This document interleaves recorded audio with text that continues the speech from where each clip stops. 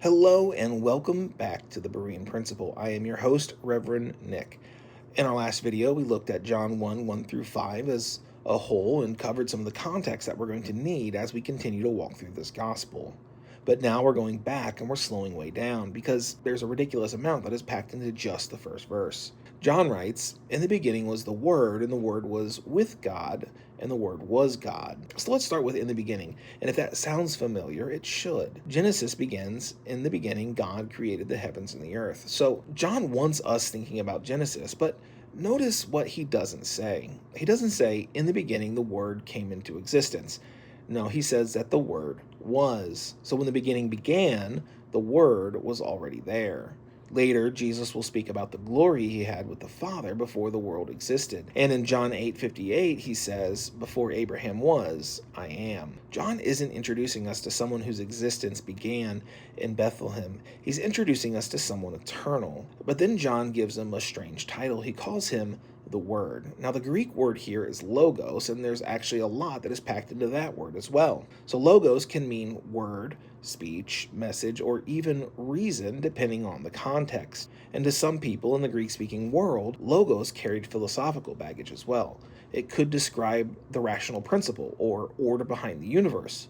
So think about what John is doing. If you ask, what is ultimately behind everything that exists? Well, John points us towards a person.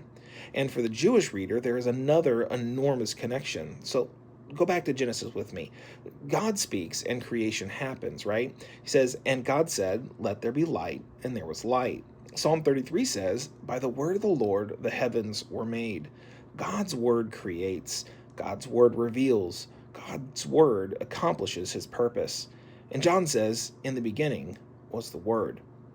But then he goes further. He says the Word was with God. So somehow this Word is personally distinct from the one that he is with. And then John drops this, "And the Word was God." So not that the Word became God, or not that the Word was merely like God. No, the Word was God. And John is going to spend the rest of this gospel showing us that this isn't some abstract philosophical idea.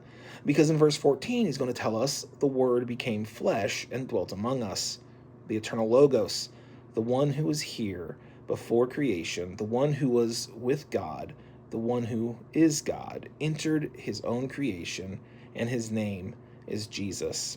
So the next time you read John 1:1, don't let the familiarity make you rush past it.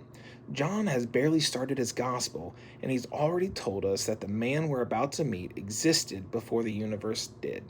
So don't take my word for it.